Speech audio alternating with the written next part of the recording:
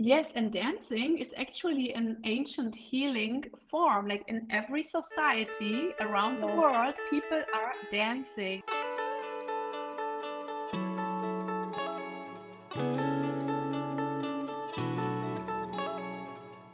Hello, and welcome to the podcast Biz on the Brain with your host, me, Annemarie, where we talk about anything and everything related to being your most authentic, truest, and unapologetic self, how that shows up, how it feels to other people, what we've learned, what other people have learned, to feel more conviction in being okay with how you are, how you express yourself, how you see the world, and just forging your own path because that can be the most lonely but also the most rewarding thing and is ultimately tied to your purpose. And we all kind of want to know what we're here for, what we're doing, and why the heck did I go through all of this? Because the most rewarding, like I said, is just living in alignment with your soul and your needs in any given point in time because you're usually evolving. And if you ignore yourself and your needs, such as your creative expression, such as movement, especially when you're stuck in a 9 to 5 desk job, or you're self-employed like I am, and then just chain yourself to the desk to be more productive, but that's not really all that helpful when you still do it. And that can also have a toll on your physical and mental well-being. And we also know from science that a lot of trauma, a lot of repressed emotions get stored in the body, and we need to release it. And there's so many different ways to do that. Meditation, somatics, exercises, sports, any kind of thing. And in this specific episode, I'm talking to the absolutely wonderful Coco Berlin, who has made it her mission to spread more joy and self-awareness and mindfulness through the power of dance, but also through the power of looking at your pelvis specifically for women. It is crazy how a lot of things can be released if you just look at parts of your body that you usually don't. And this episode, I let her explain it much more in detail because she's been doing so much research. She's wrote multiple books and she's sharing a lot of her own lived experiences throughout life, throughout living in different cultures and different parts of the world, and doing a lot of her teachings and her workshops and speaking on the topic about why belly dance is much more than that, and how it creates community and how it creates so much joy and a ripple effect of then being contagious and spreading joy to other people who then feel much more empowered to follow their own joy, even if it's not related to dance, but also to being much more powerful in your femininity, powerful in the way you feel good in your body, and how to combat shame. So like it's a lot. And I don't want to take you from it. So without further ado, here is the wonderful coach, mindfulness healer, author, just all around super talent, Coco Berlin. Hello. Thank you so much for being on this podcast. I'm so pumped to have you here because we've worked together and we have, like, I don't know, a bit more one-sided really history because I remember it so vividly when I was in university and I did belly dance courses and I really, really sucked. I went online and I found videos that helped me not suck. And I had to perform in front of the university as well, like at like some festival, whatever. And I trained to your videos. And then fast forward like 10 years later, you reached out to me and then we did projects together. And here we are. It's so funny how things just sometimes work out. And you still do such amazing training videos, but you've also widened everything to be more inclusive of holistic health, especially for women, especially with the pelvic floor, because that is shamelessly underrated. You wrote books, yeah, like you're just such a fascinating person. So give me a quick, or give us a quick take on who are you, what you're focusing on. Hello, Annemarie. So nice to have you to be here on your podcast. And I didn't know that you were training with my belly dance videos. Did you You didn't tell me? know? I did. No, I I think. think. I know. It's just like because like when you showed me your library, because I needed to research for the project. I was like, wait a minute, that's familiar. Like then I found the video that showed me like the shimmy or whatever. And I was like, that's the video I like tried to shimmy to, because I'm like the stiffest person. I sometimes feel like this Julia Stiles character in Save the Last Dance, and she's trying to do hip hop and she's just doing this weird thing. I was like, that's me. And you were like so elegant and so easy. And I showed it to my friends who also did the belly dancing, and we all like trained with your videos. And I love that you make it available for everybody. Like, you have this free library, which is so generous. But then you also train women to be teachers, or to even just use that on themselves. Like, just working on your project made me much more appreciative of my body and of what belly dance can do other than look sexy. Because a lot of people are just like, oh, you're just shaking your hips and looking sexy, which is not it. That's not the point. It's just like any dance. It's a skill. It has insane body control, and you need core strength, and I'm the worst with that. So it is cool that you tackle all of it, but like, you're also so nice and so fun and warm with it. Like, like, not like typical German teachers who are like, fix the pose, do the thing, and you're like, I want to cry. You're just like so nice and so gentle. Oh, I love this. This is so good to hear.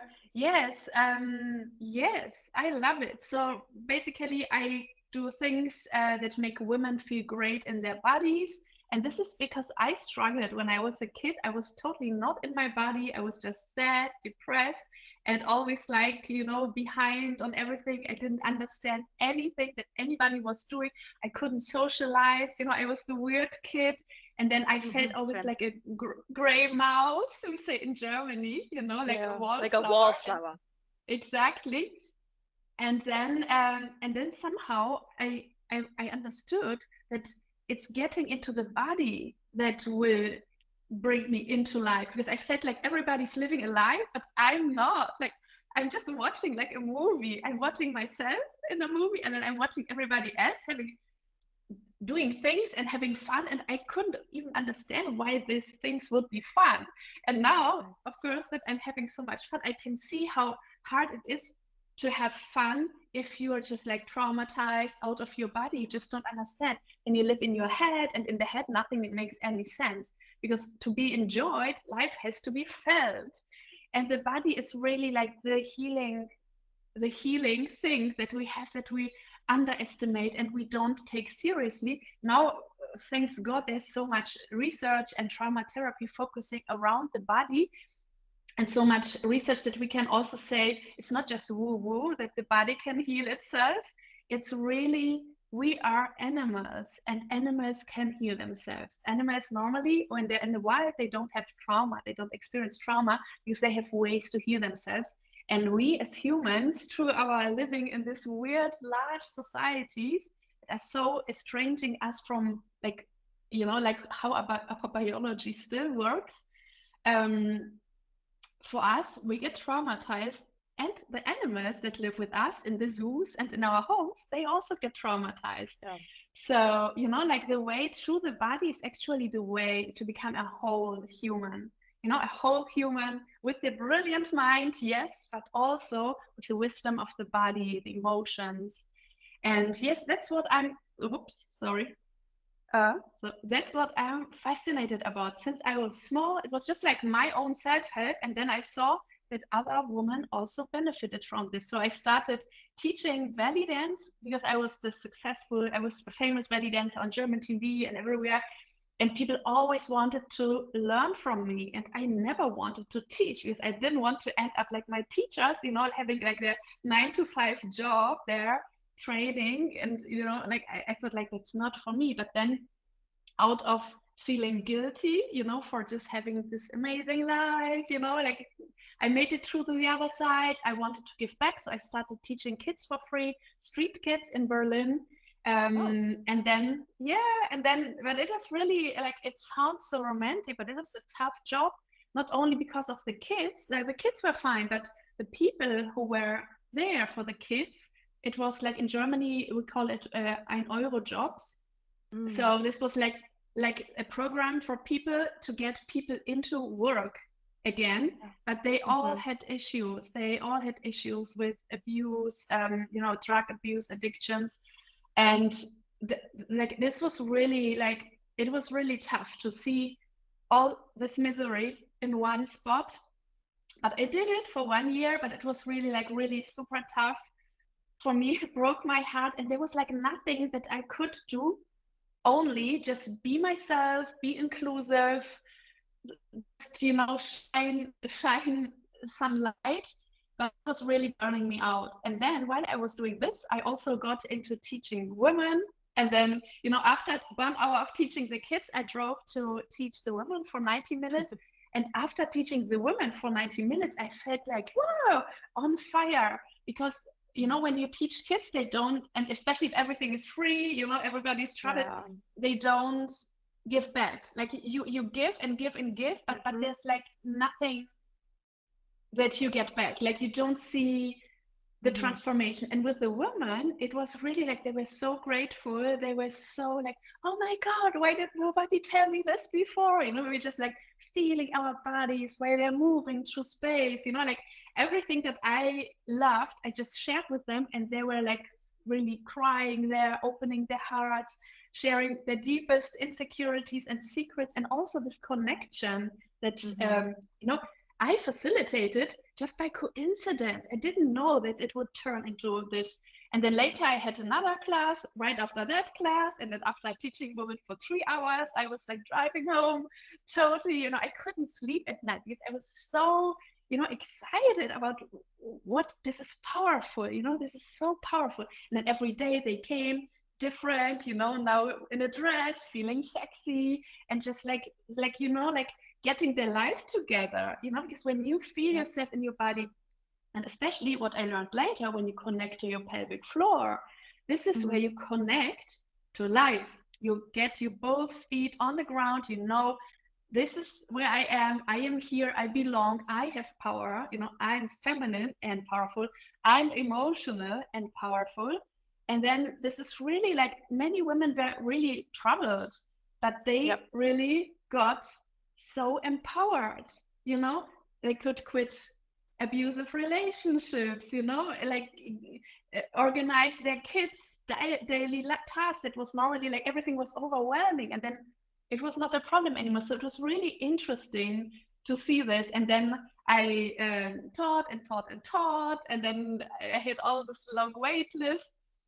And I couldn't teach as much because I'm like, you will also have started a podcast about human design. And now I know that I can't just teach so much because I'm a projector. So I'm not designed.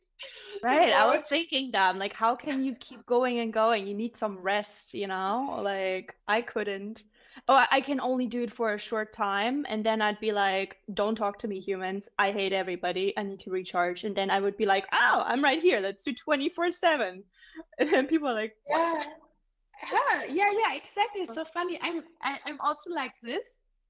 But I have like so many tools, you know, to be super functional. Like whatever comes my way, I can really work with everything, you know. I can, you know, and I also felt like not so much like, oh, I'm doing it for me, but like this being of service, you know, this feeling of purpose, you know, they need me, you know, can't just sit around here.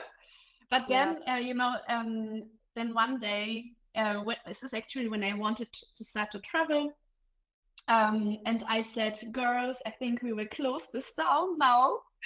And because I want to travel, I can't be here in Berlin forever and ever. And then they were looking into other belly dance classes, and there was nothing like it. There were many schools, but they were like what you said, you know, drilling the choreography, trying to look cute and sexy.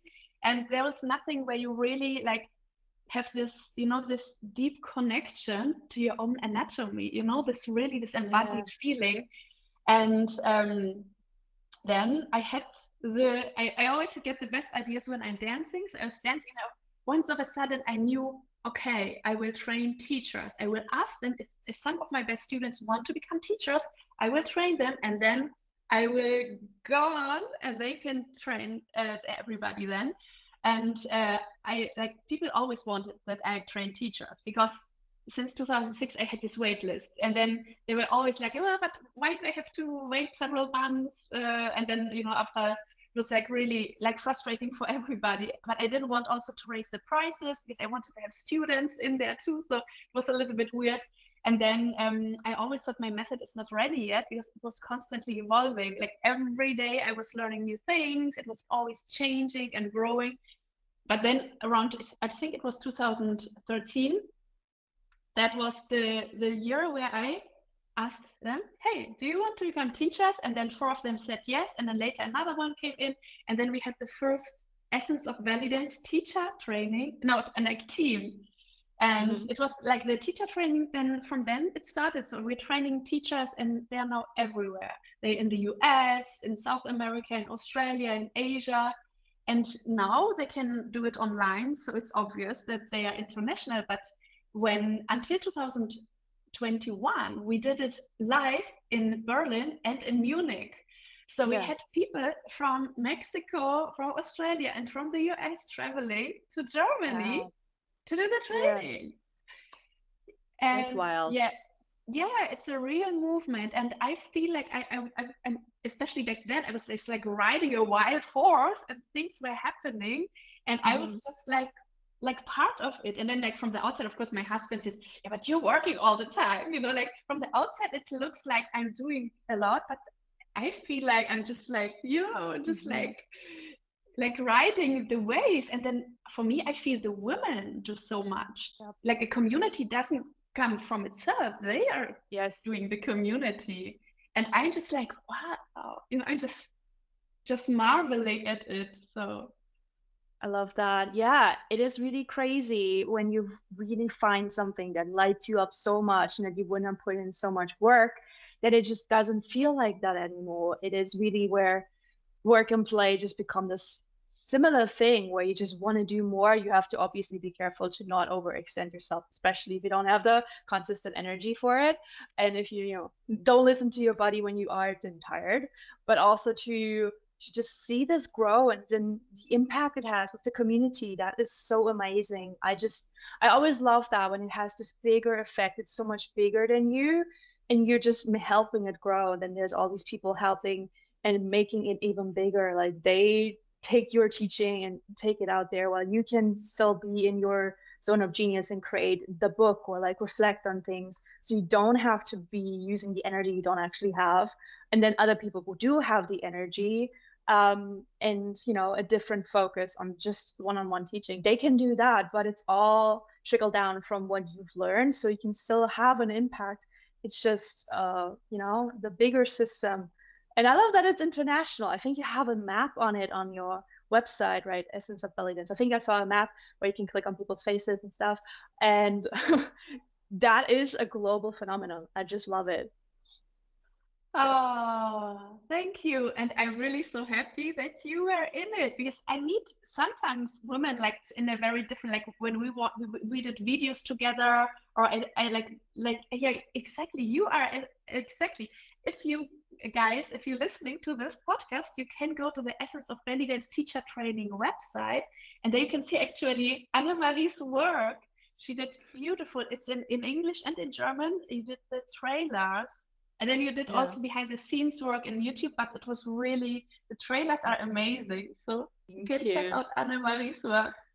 Thank you. Yeah, because I love what, like you gave me the footage for all of what the people said about you after the course. Like, when you just ask people for testimonials, I always say it's the most important thing to get the actual words of the people, but also get the emotion and the excitement, and text and photo doesn't really convey it. If you give them a camera and if you don't like have them in the moment, so it's not as awkward as if someone points a camera and talks something, then people are like weird. But if they're just like hyped in the moment, they're like, oh my gosh, we did this thing and that thing, and I'm really excited, and you can feel it. You can really feel it, because everybody is a storyteller, but sometimes you just need to help people. And so I love, editing videos or photos, like anything, to give a concise story, to tell people emotions. Like that's my thing. I love to show people emotions. So like I just love the ups and downs, just like, oh, I struggled, then I had like a really high, and then we had the community, and now I'm like so positive, like you can feel it. And then pair it with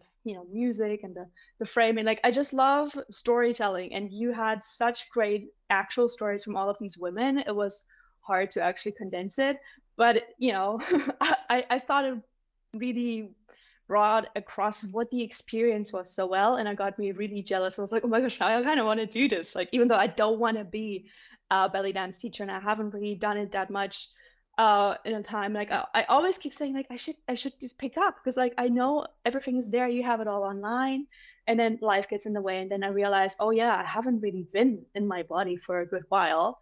Because for me, it's when I travel, that's when I'm really in the moment, in my body, because I have to kind of almost primarily react to everything because it's so new and fresh. But when I'm cozy in my room and I like, oh, I don't feel like meditating, oh, I don't feel like dancing, I notice it affects my mental health. It affects how also my ADHD shows up. It affects so many aspects of my life in not a good way. So like when I remember, like, yes, you can take out even 5 minutes of your day to just sit there, or like with, especially with meditation, I really struggled with that until somebody told me, like, you can also actually move, like nobody's telling you have to be stiff. You can undulate your hips and you can like sway about it, like whatever. And that's the same with dance. You can just live it, and you can feel so silly. And sometimes I will purposefully be like, okay, having a dance break, and then tell myself, make it as silly as possible. So I would be like, like letting my inner child be like, let's just interpret it in the weirdest way. Just go for it. I would feel weird about it, but I would just let it feel weird. I was like, I still like do, I don't know, robot dance or whatever, whatever I feel like. And nobody's here to judge. Like, what is this? So yeah, and then belly dancing is another level where you are first very precise on how you can feel your muscles move, so it looks very fluid. But then if you let it go, you can just really almost dance the melody of sorts and make your body like a channel for it. And it's just so beautiful when you've realized that you've been so much in it that you can just trust your body to completely take over, and then be surprised by what comes out. Right? That is also meditation. Dancing is meditation. Yes, for sure, because it's all about connecting the body and the mind, and then just witnessing the transcendence. We connect to spiritual world through dancing when the body and the mind become one. Right. And usually it's just like you just shut off your mind in a way, like you just let it be. And it's really the wisdom. Like so many of the best decisions I've made have not been from my logical. It's like the weird spur of the moment decisions where I felt this was right. I couldn't explain why. Like moving to a different country, like just going down this random alley, like approaching the specific person, like taking out the belly dancing. Like it's just like, where did that come from? I don't know. Just going for it. And then it was just right, because my brain would have got me into a spiral, never gotten out, because that's safe in a way. Like it's the lizard brain telling you safe, don't go out of the comfort zone. And then your body will sometimes still know, like, no, it's fine. As long as you still listen to it. If you keep listening to it until it says, like, okay, this is too much. Like maybe this is a dangerous person or dangerous street, like whatever, don't do this thing. But that's the beauty of the body. It knows so many things your brain could possibly never, because the subconscious is so powerful. The way it processes so many things, your brain would just explode if you were consciously doing that. Exactly. And then we tend to say like the brain, the mind, but actually when we observe the mind, we see, oh, we're not the mind, I am observing the mind. So you have your mind, it can do cool things, it can be brilliant at everything, but you are actually a higher consciousness, and you have access to everything. And from there you can decide wise things about your life. You can decide to heal yourself, to push yourself, to have discipline, or to let go. So we just have access to more. And right. Yes. And yes, I love this. Amazing. And then I wanted also to tell everybody that we didn't get stuck with just the dancing, the belly dancing, because Essence of Bellydance, it has the foundation. It's the pelvic floor. So this is like basically the foundation of Essence of Bellydance. And then I developed more and more pelvic floor training from this, because like when I got in touch with the pelvic floor, I saw that there's a weird disconnect. You have this weird pelvic floor training, which is quite old-fashioned, And then you have a lot of body workers who have access to very different ways of treating the pelvic floor. They know about fascia, for example, which is like unknown. Like the pelvic floor, old-fashioned pelvic floor was consisting of just the kegels. And then I started teaching this and experimenting with this, first in the dancing and then later disconnecting it from the dancing. And then I was approached to write a book, and we called it Pussy Yoga. And this became a German national bestseller. It was #3 of all German books in the summer of Corona. But it was like basically a late bloomer. Actually, it was released 2018, 17 or 18. And now it's out in 5 languages. English, that's Chinese, amazing. French, Polish. And now it's coming out in India. So it will be in all those South Asian languages and also in the Middle Eastern languages. So I don't know when this will happen, but a publisher bought all the rights already. And we start now in India. And then first with the English edition in India, and like Indianized English edition. And then I'm really also happy to bring this. Basically, it's like bringing something back, because like the women in the Middle East, they created the dance. So in the Middle East, in India, belly dance has this unclear origin story. Some people claim it has been there already since forever. Some people say, look, this Egyptian paintings, it looks like belly dance, and Indians say, no, I'm sure we invented it. And then Turkish say, no, but we already had this. So everybody's like really, it's like there's not much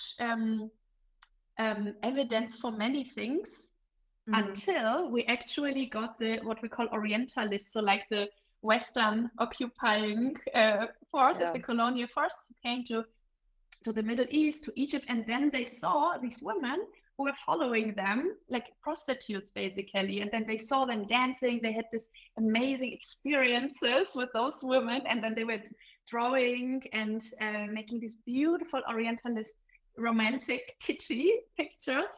And then they had, and also, this is very interesting. There are also like several women who have traveled the Middle East in this time, in the 19th century. Some were at one, I forgot, I'm not really good at names, so I can't name drop anybody here, but one was like she pretended to be a man basically. And then it's really so interesting. So she had a different experience, but many women, they were invited into the harems, and harems or harems are the secret parts of a family, basically, where only women have access. And of course, the patriarch, the family, they have access to it. So they could see things that others couldn't see, because women who are prostitutes do different things than women, like the high status women that live in a harem. They do different things, so they had different dances. So it was very, very fascinating. So those are our sources. And, it's very sparse. But actually, like, this is where the dance that we now know as belly dance comes from. And those women, like, they love belly dancing, but they have a lot, like, the culture is divided, now, especially after the revolution. They have a lot of conservative forces. Belly dance was pushed out, like it was in the 30s, 40s, 50s, 60s of the 1930s, 40s, so of the last century.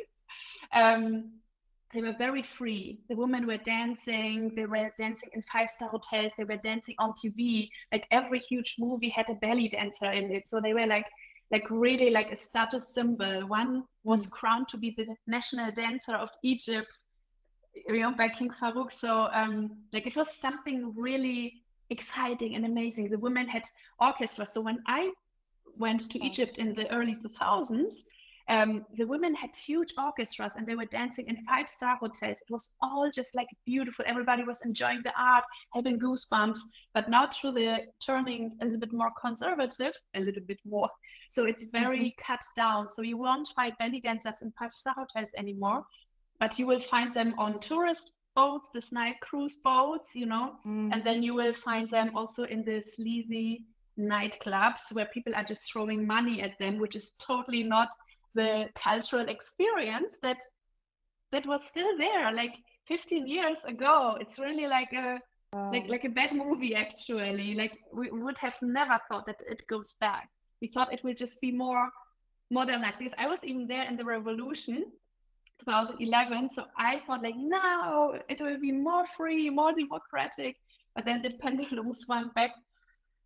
And yeah, and so now, the women are, sometimes when you're, for example, when you're a teacher or a professor and you're dancing, you can be denunciated by your students or people who don't like you. So women are sometimes removed from their positions because there was a YouTube video of them dancing at a wedding.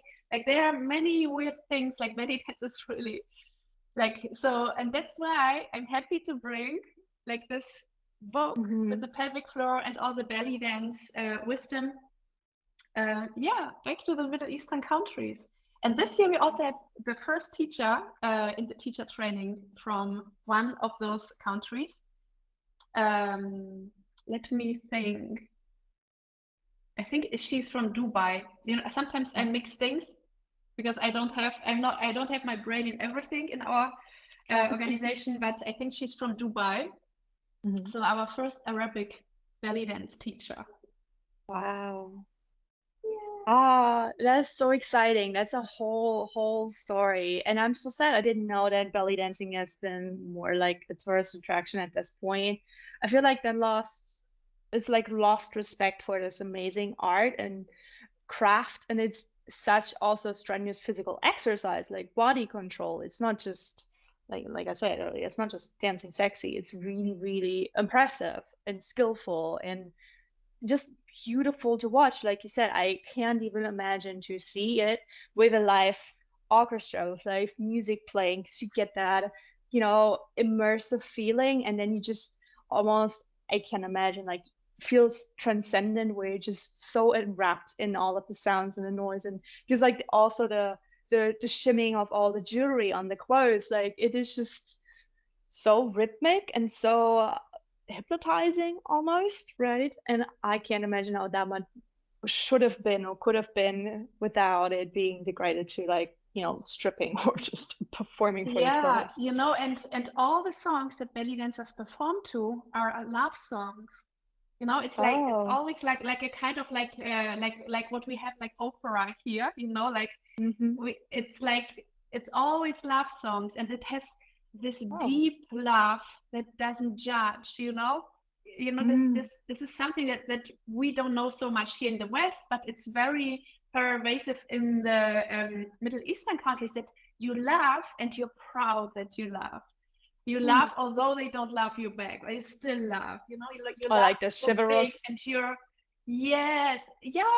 but also like for me, it's more like a spiritual experience. And I also experienced this when we lived with a friend's family in Egypt for a while. I saw how much respect they have for the kids, and the kids can look into your soul. They directly look, and they have always the spiritual connection. I don't know if every family is like that, but they were like that. Like it's so interesting. Like this is such a rich, they're basically like sitting on such a rich human spiritual thing, through this dancing and this admiration of never-ending love, this love that doesn't have any boundaries, doesn't have any it's like the spiritual way of seeing love, that everything is love. Yeah, it makes sense, because like when you realize you can tap into this feeling of love, even if it is unrequited, you still got the gift of feeling it, and then you can connect it to the divine, whatever you believe in, and see how you can love a person, and you can love a thing, other people, like even if they are not for you, or even if they are not thinking the same ways that you, can still extend kindness and love and understanding to other people, because we're all connected, we're all part, we all like live and die and in this ecosystem, in this earth, like we're all connected in that stuff. So when you experience love, not for yourself, it's bigger than that. And so it's just not even the sad thing that we often make it out to be, like, oh my God, tragic one-sided love, I deserve it because I loved so hard. No, you don't deserve it because you like somebody, don't get the claim. You know, it is not about you because you are just part of it, but also, you know, just giving love is beautiful in itself without expecting something in return, like that unconditional love, just love for the love's sake, you know, it's beautiful. I love that. Yes, and as a belly dancer, you're doing this. You're Yeah. connecting to this love, you're feeling it, and the audience Mm. feels it too. That's why they get the Yes. goosebumps. And yes, Yeah. and I'm really happy that I found this through belly dance. I'm sure not everybody will find this, but I know that all the great belly dancers, they are like me. They have the same experience. That's why it's so addictive, you know, it's so Mm-hmm. addictive, and it changes your life and you can't stop. Yeah. Ah, but I love that. Also, again, the trickle down domino effect, and it might inspire other people, not even necessarily to pick up belly dancing, but then to seek their own joy. That's what I really love when people are in their zone. If they're like so happy, it's so contagious. And like, sure, you can tell me about accounting and like, I don't care. But like the way some people light up about things that I have no interest in, it's just fascinating to watch them be so excited about something. And then it makes me remember like, oh, I felt about this when I was like dancing or drawing or something. Then I might get that burst of energy and I would start doing the thing, and I would find how much it actually lights me up and how much I missed it. And so, you know, that somebody else can see, and then you inspire them. And so it's this big thing where you just give love through passion, you know, whatever that is for you. And I also think with women and dancing, usually it's this, you know, it's kind of expected. Little girls, they dance a little bit, like it's cute.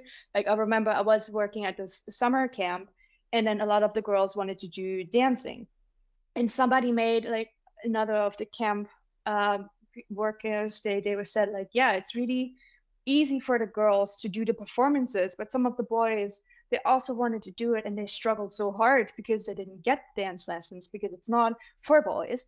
And then they felt really awkward because, you know, suddenly they were not boyish enough to be doing this. They should do archery or swimming instead, but they wanted to dance, you know. And I was like, because I was the video person, I was making the videos for the kids, and some of them wanted to do dance competitions or like Ed Sheeran videos, whatever.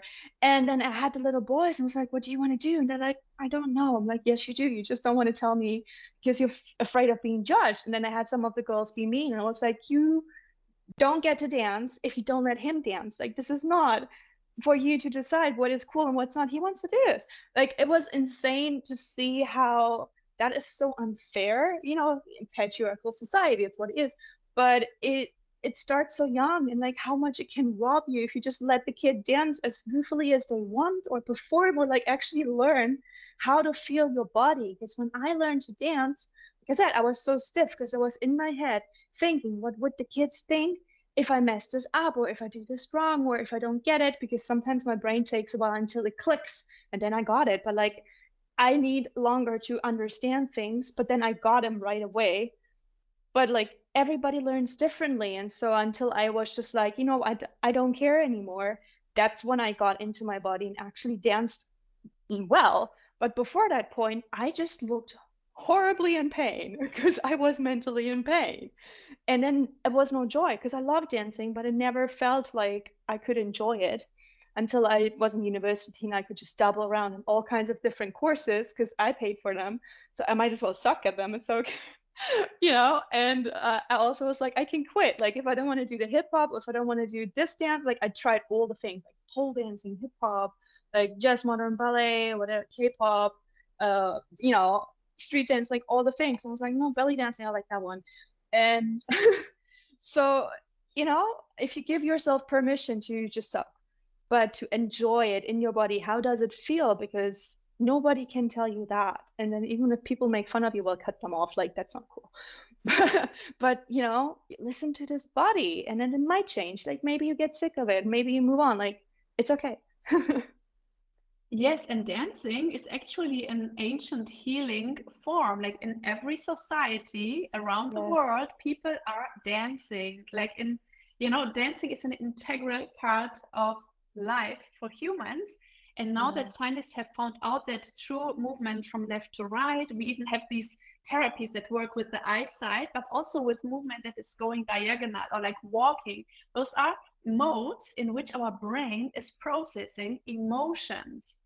So walking and running, those movements Yeah. are actually really good for processing emotions, and the same goes for dancing. And when I put on my music, I always have something else that is going on, like sometimes I do this and I do this, but I found that a lot of my dancing was really like going like in the same movement for like hours and hours. So my body Mm-hmm. needed this movement from left to right and always repeating.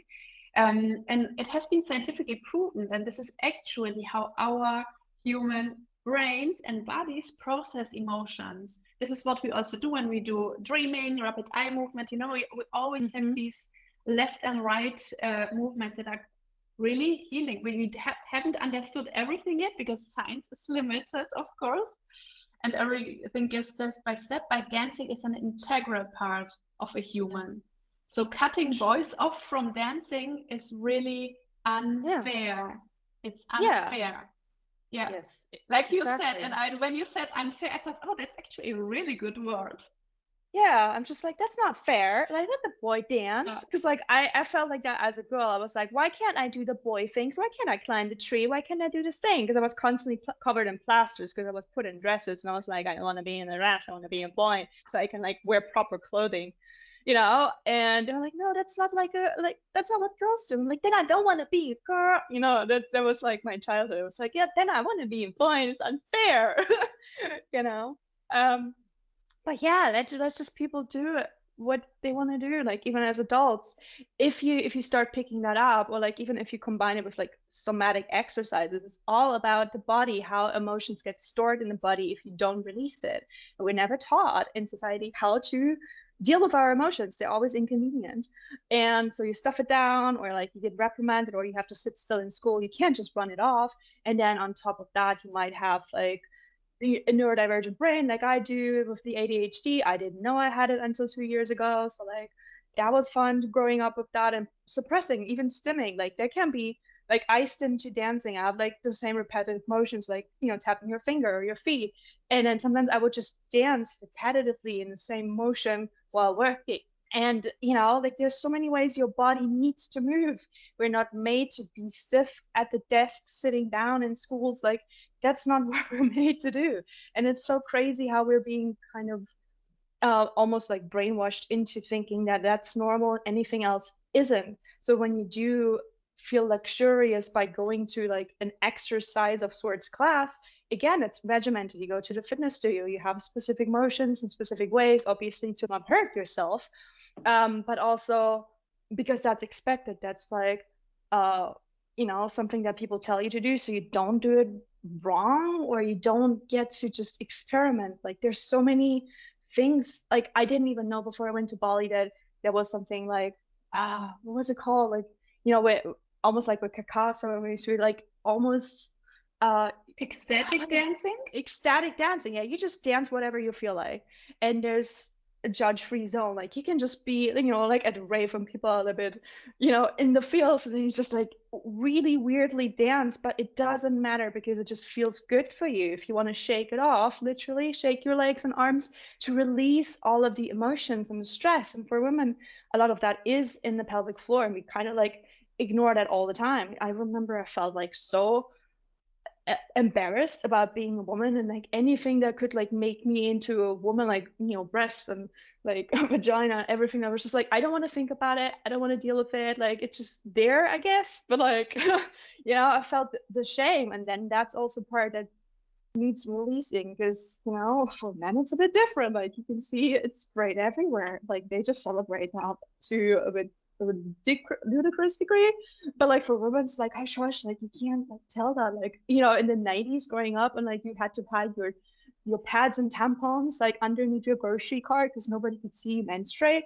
Like that is deep, like that sits so deep. And especially with the world being more conservative, leaning more towards restricting women's rights in so many parts of the world, it is getting into that direction as well, where you're like, you have to feel shame that you are a woman because you need to be punished for whatever religion tells you women did and you personally had no business in anymore, and like you're shameful for bleeding, something that's natural. Like, are we shaming people for having a runny nose? No, like why? And we're not celebrated for pushing out babies, which could literally cost lives, especially if you're a woman of color, like in the US. Like there's like so many things that being a woman has turned into a minefield. And then just looking at dance, it should be like a leveling field where it's like just you and your body, and everybody has a body. Your gender and your sex doesn't matter. Yeah. Yeah, but it's still a long way to go. And Yes. also many women are also shamed to be ashamed. So I also Yes. grew up in the 90s, and it was very shameful to be ashamed, That too. So Yeah, we had to be sexy and free and totally relaxed about everything. And then, but you still slut shamed. So you have to be very free, but don't sleep with everybody. Like whatever you did was doing it wrong, because I was of course very free. I freaked myself so much that I was extremely free.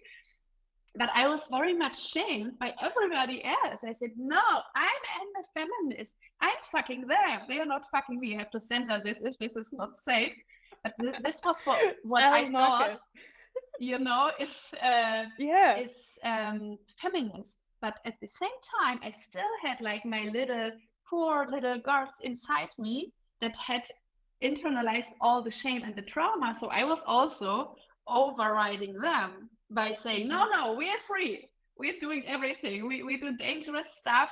We do, we don't use condoms, like I was doing bad things for my poor little body. I'm happy that I came out happy and healthy at the other side, but I was really also mistreating my body in the name of fake feminism. So everything can go wrong but on the other hand, you're alone. I had no mentor, nobody, or not even a book like Pussy Yoga.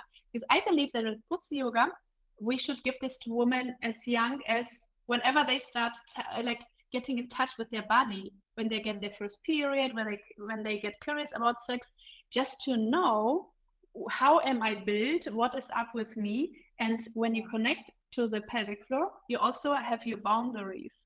You know who you are, and then you can say no. And I, like, looking back, I would say, oh, just say no. And you don't need that. Like I said yes to so many things where I thought, oh, maybe it's dangerous if I say no. I was in so many dangerous situations where I basically just said, oh, better just shut up and enjoy my free life here. Then, maybe, who knows, maybe you can get killed, because it's still like the same thing. We have our women animals. And when there's a male animal, it still can be very dangerous for a woman, because we're just weaker, when you're weak and alone in the dark, it's like, So I was also not really, really good at that. Back then, I didn't have my Pussy Yoga in place, and I didn't have, also, we didn't have any mentors who would, teach us. So I'm really happy that now, although they have the social media that's destroying their emotional lives, they have social media also where role models are teaching them to connect to their bodies, not be ashamed of their periods, talk about their vaginas, learn what they like, what they don't like, and also learn how to set boundaries, learn how to say no. Exactly. And just be honoring yourself, because that's the thing of being a woman. Regardless of which country you're in or what society you've been raised in, we are always taught to be some level of being submissive or people pleasing. It starts when you make kids hug people that don't want to hug. Like, no, just give auntie a hug, let her kiss you. We always differentiate between, yes, you can say stuff to like bad strangers, don't take the candy, but like we don't differentiate that between having your own autonomy and your own ownership of your body, in even in relation to your parents. Like, they can't, obviously touch you inappropriately, but also they shouldn't make you feel uncomfortable in your body that you can never say no, because you learn that and it becomes a part of you. And then in relationships, you feel like, oh yeah, I have to please my partner, and if it's uncomfortable, my doctor says that's normal, because that's another issue being not taken seriously by doctors.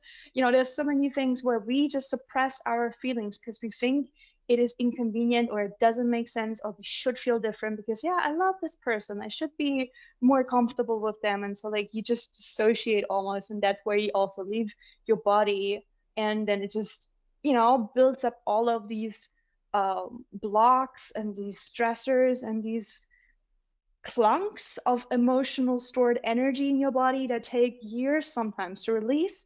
And that's why sometimes you can have like crying fits when you do specific dancing, because something like this was released. If you like, you know, do these exercises where you just move your hips in different ways on the floor, and you know, or like kundalini meditation, there's so many ways where you can tap into that and release it, and suddenly you're like this mess. Because it was there and you didn't honor it, and now sometimes you get the safe space to release it, and then you really realize you can set boundaries with people and it doesn't drive them away. It actually shows that they care about you as you are, makes the relationship deeper. But you know, you need to feel safe enough to do that, or you need to have the tools or the women in your network. That's again also why I love social media. When you see these older women teach younger women about their lived experience, I'm like, I wish I had known this. You can say no to a man. You don't have to let them hug you. Even if you're in a relationship, you can say no to sex. You can say no to this, or you can communicate like, why do you feel like you're not interested? Let's talk about it. Like, it is not a blame game. And yeah, as there's like so many layers to being a woman. It's crazy. So Yeah, that's why it's really important that we connect with each yes. other, and also through the generations. And this is another thing what I love about our teacher trainings, that we have this big groups of intergenerational connections, and everybody gets to share, and they get to share in a safe space. And when we share things that we are afraid of or ashamed of, then the shame gets transformed, because you share and you see, oh, it's not so bad after all. And then everybody else is just like touched when you share something that you're afraid of or ashamed of. And then everybody also opens, because they also have things that they are ashamed of. And many of us, we have the same issues, we have the same problems. Everybody wants to be loved, to be appreciated. We are afraid to be excluded. You know, we want to belong, we want to matter. And when we just see this, it's just so healing. And it's really, really, really good, like, to nurture all the relationships that we have with older women, with younger women. So you can be also the mentor, but you can also learn from young girls, because they might not have some mental blocks that you have, you know. So there's so much to be learned from every generation. And it's really very, very important to create this, like your female, of course you can have great relationships with males too, but there's also something special that is hormonally, we release oxytocin when women come together and they share about their problems. So you know, so then we bond. And yes, it's really important, because there's enough bitchiness, you know, enough jealousy. So it's really nice to have these spaces where you can look under the hood of another woman. Yeah. I love the sisterhood vibes. I love that it's getting more prevalent, because, you know, like I grew up with like, you know, women are competition mindset, where, you know, if you want a man and blah, blah, all of this ridiculousness. You can see that so much in the media that that was produced around the 2000s, like The Other Girl, all of that stuff. But I just love when you realize we're all in this together, we're all like sisterhood, and we can share, we are of value inherently. And then when you can see that you don't have to like other people, you don't have to agree with them, but you can still respect their humanity or them as a person, and still treat them with kindness without being dismissive or rude, or, you know, just trolling people online.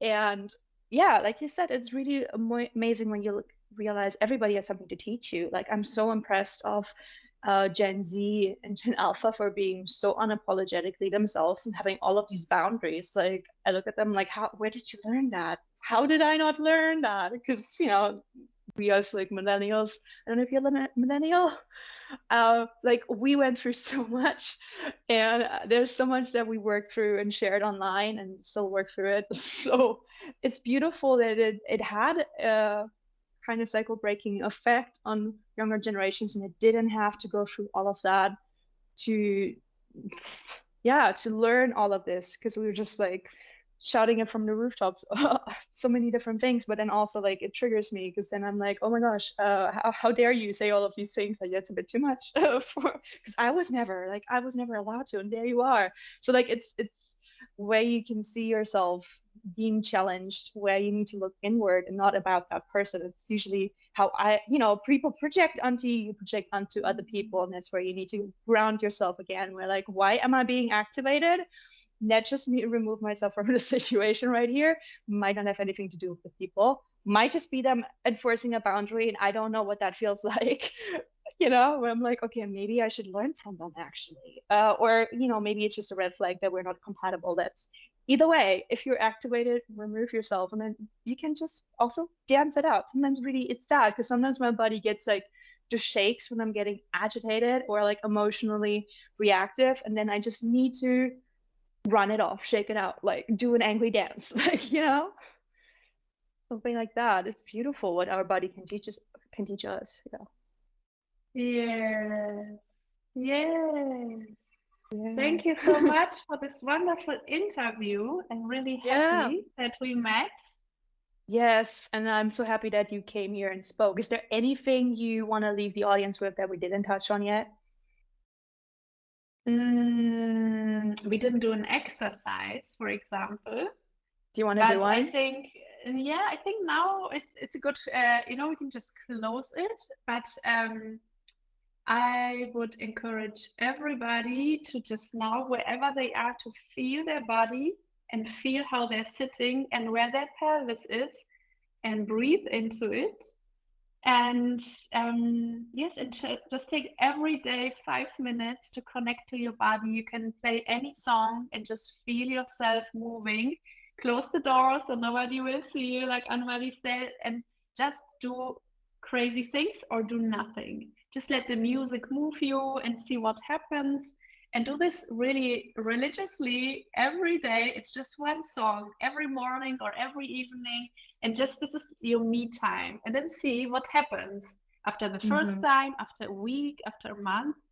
I can guarantee you that you get transformed if you have this routine where you really every day come back to your beautiful body.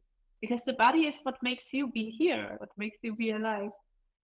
It is true. And it might not feel like anything in the start. For me, it usually takes some time.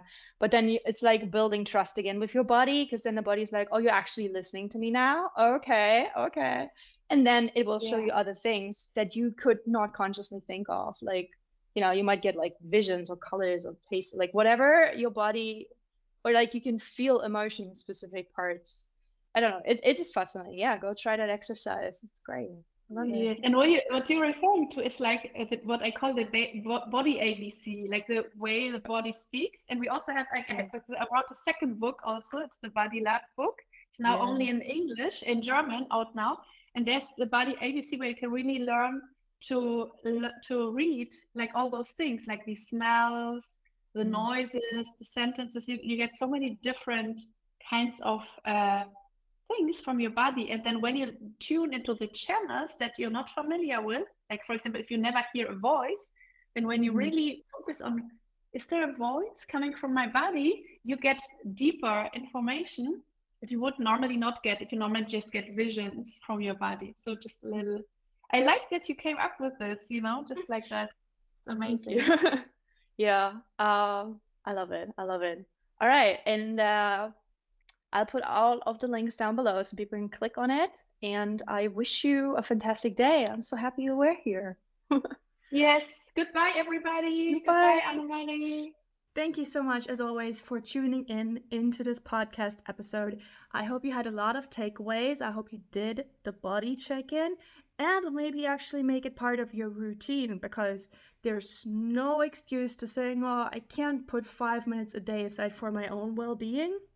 It will give back so much more. And we need to get away from the hustle and productivity culture. We are not defined by what we put out. Our self-worth is inherent. Our self-worth isn't tied to how much we produce, how much we sit in stillness, how much we perform. we also need to recharge ourselves, our bodies. We need to move our bodies. And if it's just a little bit, you can even do that at your desk. You can even do that if you're physically tired or like you have disabilities. And, you know, like I don't want to do sweeping general. I don't know what you can do, but there's something that you can do to shake up your body, to give it more of a mental focus, to do like a check in, and then to feel into the sensations and to keep doing it, to build that trust with your body and to allow yourself to be comfortable with not achieving something per se, with just resting and just being dedicated and very ferociously protective of that. Like, this is your you time. Take it, claim it, own it. And then feel your body and feel an exercise that feels good to you. And you only know if you check in and ask the body. And that might feel really weird and really awkward. And the first time I went to therapy, that's what my therapist did. She was like, so where does that feeling sit in your body? And I looked at her like, what do you mean? I struggled so much with that for the first sessions. I was like a very angry child. I was like, this is stupid. This doesn't make any sense. What do you mean? What color does my feeling have? Where does it sit? Like, a feeling doesn't, you know, I was like fighting with her. And she was the most patient. She just looked at me. She's like, okay, just tell me when you know. We were just like sitting in angry silence on my part. It was like, ugh, I don't want to do this. This is silly. Until I did it. And I was like, oh, yeah, I can like sense colors and like how dense things are, like here and there, and like maybe it shifts when I pay attention to it. And then sometimes it tasted almost like something, like I got a feeling of like a sound or a smell or like a taste attached to it. And it was like wild when you start to show curiosity to yourself and to your body. You're like, you're more than just a mass of flesh and organs and bones and whatnot. You're more than just your body, you know? But also, we need to check out what this body is right now. It is wild. I don't know. I hope that makes sense to you. I hope it at least gave you some food for thought. And I just hope you're having a wonderful day. Do a little dance break for Coco and I, and all of the links to connect with us are down below in the show notes. So do give a shout out and maybe check out the books. They're really, really cool, really enlightening, and they're also great gifts. You know, if you have a wonderful woman in your life you want to give something to, might be a good idea. Until next time.